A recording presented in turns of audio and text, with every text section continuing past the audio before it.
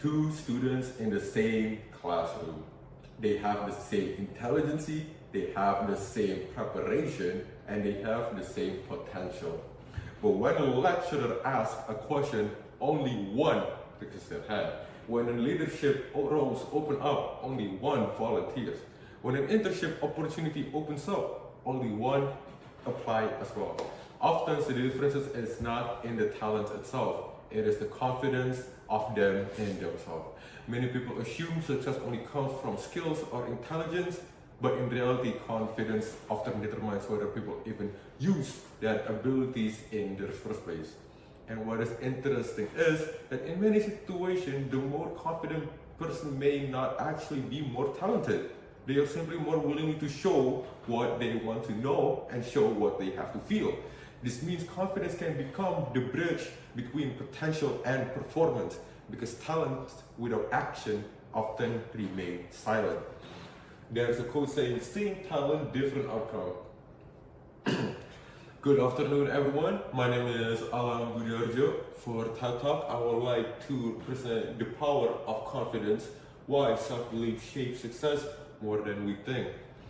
Confidence is often treated as personality trait, something some people naturally have, others than simply lack.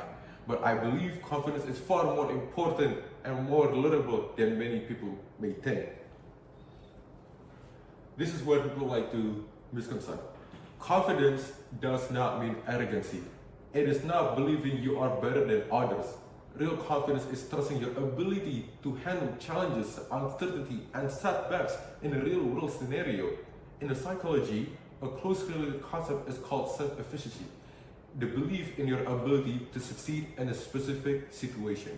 This belief strongly affects whether people take action, persist through difficulty, or avoid challenges altogether. In simple terms, confidence means trusting yourself enough to try. This distinction matters because many people reject confidence before doing anything, thinking it means arrogance. They believe being humble requires doubting themselves. In reality, it is not. But humility and confidence can coexist. You can acknowledge your limitation while still trusting your ability to grow and adapt. Confidence predicts performance in our daily life. A research study strongly supports this data. A 2012 study published in the Learning and Individual Differences found that confidence was one of the strongest predecessors in an academic achievement of a person. Why is this the case, you may ask? Because confident students are more likely to participate, they're more likely to ask questions, they're more likely to attempt difficult tasks rather than sitting back and being in their comfortable zone. Confidence does not directly create our intelligence, but it helps people use their intelligence to be more effectively in their daily life. This is just something important in the academic performance. Performance is not determined only by acknowledges our intelligence of a human who have them. It is also affected by whether people believe they can apply these abilities effectively. Two equally capable individuals may perform different simply because one trusts themselves and the other is under pressure because of something else. Why does confidence matter? Because, number one, in academics, confident students are more likely to ask questions, they are more likely to participate in a discussion, they are more likely to engage in learning. Meanwhile, the students with low confidence may stay silent out of fear of being wrong of their own doubt. For example, many students understand the material but hesitate to speak because they feel embarrassed of themselves. Over time, the hesitation limits their participation, slow learning, and reduce the visibility in class for that human being. In careers, confidence influences interviews, networking, leadership, promotion. People can often judge competence through confidence before they fully know their ability. If you communicate without the hesitation or self-doubt, others may underestimate our capabilities. Before employers evaluate your long-term competence, they first evaluate how you present yourself. Confidence can determine whether someone sees you as a leadership material or a person who sits in the back and just goes with others. And lastly, in the relationship, In relationship, confidence helps people communicate honestly, set boundaries, and express themselves clearly. Without confidence, people may avoid difficult conversation or accept the treatment they do not deserve. Confidence also affects the standard we set in our own relationship. People with low confidence may tolerate disrespect with the other person because they do not believe they deserve better. Confidence influences not only how we see ourselves, but how others see ourselves. People often think, I'll act when I feel confident.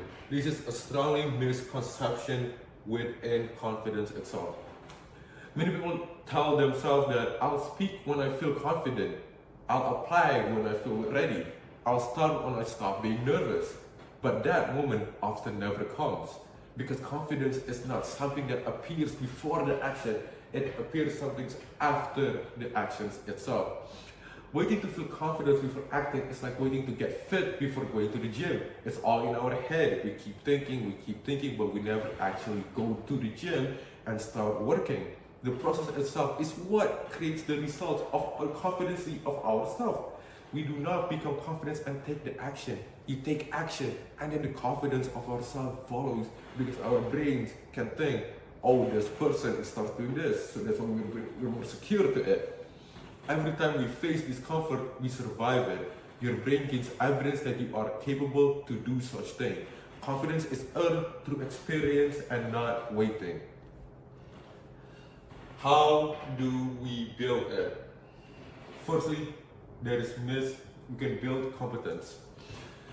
Genuine confidence is easiest when it is earned. The more prepared and skilled we are, the less reason we have to doubt ourselves. Many insecurities are not solved by motivation, they are solved by preparation.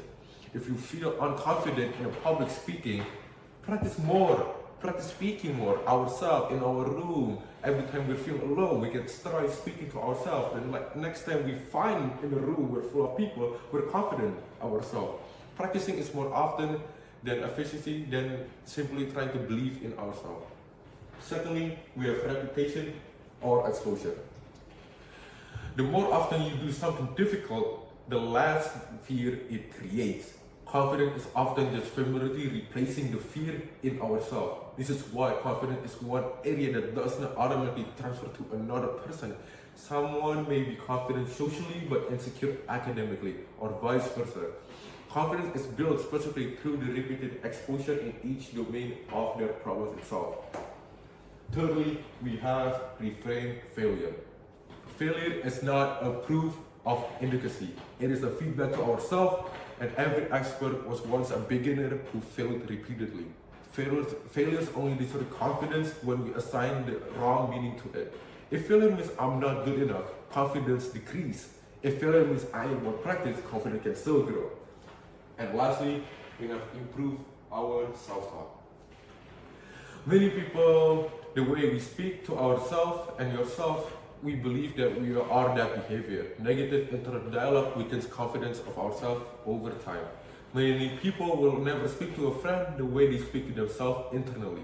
Yet, constant self-criticism slowly confidence condition the mind to expect failure. And confidence is not something we wait for. It is something we build. Confidence is also a fact of how others perceive us and how people see us as a human. Research in leadership performance show that confidence communication improves credibility and trust from other people to us. People are naturally more likely to listen, to trust, to follow us if we communicate with confidence and conviction. This is why confidence is often associated with leadership and if expertise is equal. In many situations, the person who appears more certain is perceived as more capable than the other smarter one. And of course, confidence without confidence can be dangerous. When confidence is paired with real ability, it becomes one of the most powerful tools a person can have. It allows us the competence to actually be seen and recognized in the real outside world. Thank you for listening. Before I end my talk, I would like to give out a few statements of why confident. Confidence does not mean never feeling fear. It means acting despite the fear. Confidence does not guarantee our success, but without confidence, we will not know how it feels to succeed. The opportunities we take, the relationship we build, and the goals we pursue often shaped by whether we believe we are capable of trying itself. Many people spend years waiting to feel ready, waiting to feel fearless, waiting to feel certain, but growth really begins with uncertainty. It begins with a willingness from ourselves, and that willingness is to act before we fully prepare. Confidence is not something we wait for, but it is something we build. Thank you for listening to my TED Talk. I'm blessing. Your life changes the moment you stop doubting your ability to try. That is all for my talk. Good afternoon.